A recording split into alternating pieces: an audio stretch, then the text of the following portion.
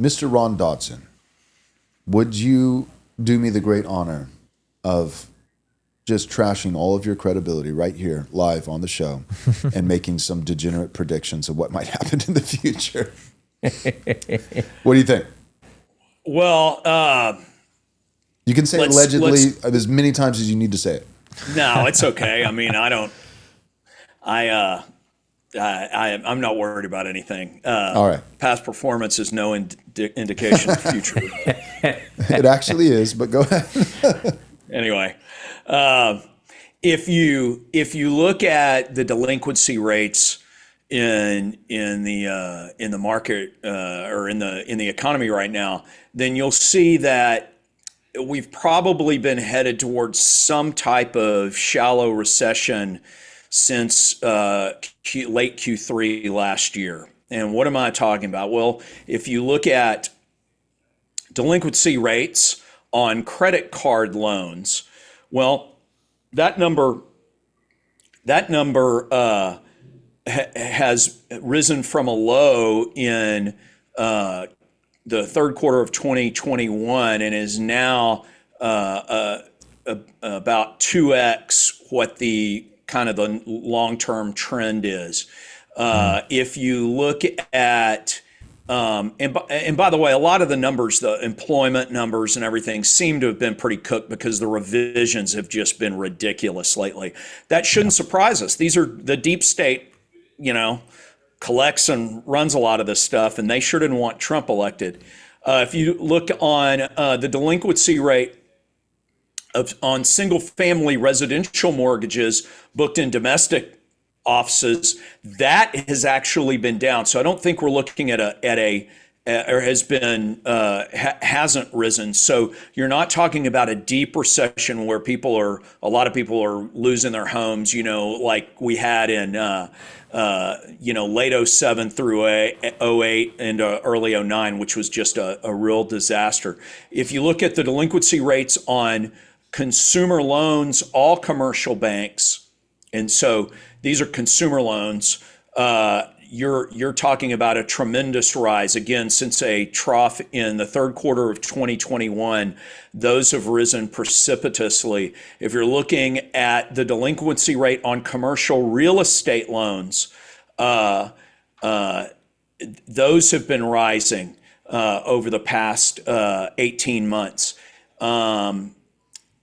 Delinquency rate on credit card loans, not among the 100 largest in size by assets. So you're talking about a lower credit quality.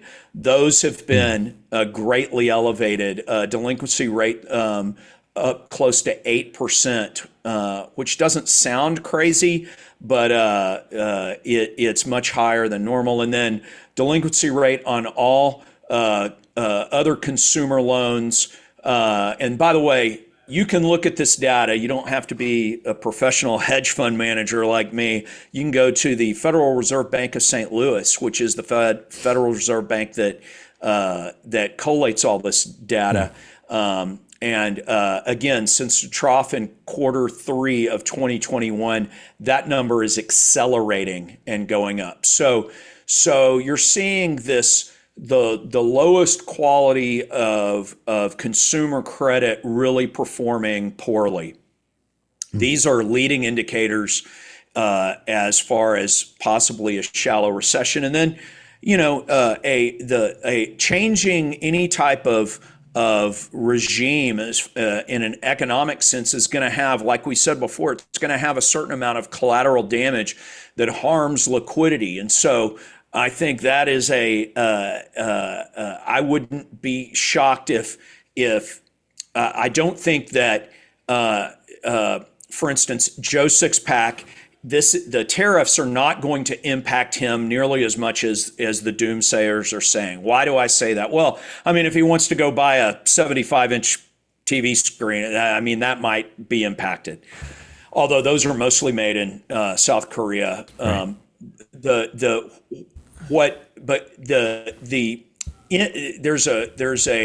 There is a concept in economics called the elasticity of demand that is poorly appreciated. I'll put it that way. So medicine, for instance, and we do have a problem. Most of our medicines are made overseas, and we make some of them here, but we need to reshore that in a bad way. But that's inelasticity of demand. If you need medicine, you've got to have that medicine. But consumer goods are largely these are washing machines or TV screens or whatever it is, guitars. We're right back here, over there. Right. A lot of those are made overseas, but these are economic decisions, purchase decisions that are made by choice and not by need, and that's a very elastic demand. So, due to elasticity of demand, a lot of these tariffs won't be inflationary in that sense. We make our own fuel and we make our own food. Those are the things you've got to have. We make our own housing because it's got to go here.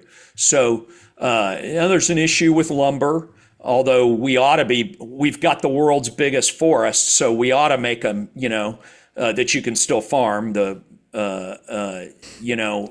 ought to have no problem sourcing lumber. That tends to be a regulatory issue, but I think Trump is all over that. So anyway, elasticity of demand, I think will be okay. But I do see a high likelihood of at least a shallow recession, hopefully only 1 or 2 quarters. Now, that's domestic. What do I see middle term? Well, if this continues, we really could push the Chinese into a corner. I think that is part of what's being intended, actually, because for a lot of reasons, but there's a chance that that China could move on Taiwan. Now, do I think that they will attempt a very dangerous invasion? I kind of doubt it. Although if anybody's seen the latest pictures of the ramp ships they've built, very, very impressive. The engineering on that, to where they can send tons of soldiers and material onshore really quickly. But I wouldn't be surprised if in late Q3, early Q4, if we haven't come to some kind of understanding, if there wasn't some type of blockade of Taiwan, and then the U.S. would have some real decisions to make.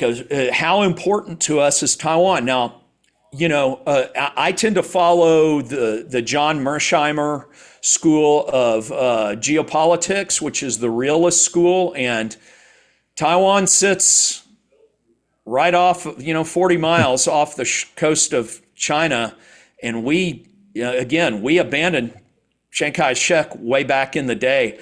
I think Taiwan eventually is going to be Chinese. It's culturally and linguistically and genetically China. The hope for Taiwan is us helping to reform China, not somehow miraculously defending. I wouldn't be real happy if I had sons. I have 2 daughters, but if they got drafted and sent to defend Taiwan, I wouldn't be real happy with that, just to be perfectly honest. So we've got to be real smart about I published a paper internally during the first Trump administration about suggesting that West Texas is pretty open and empty.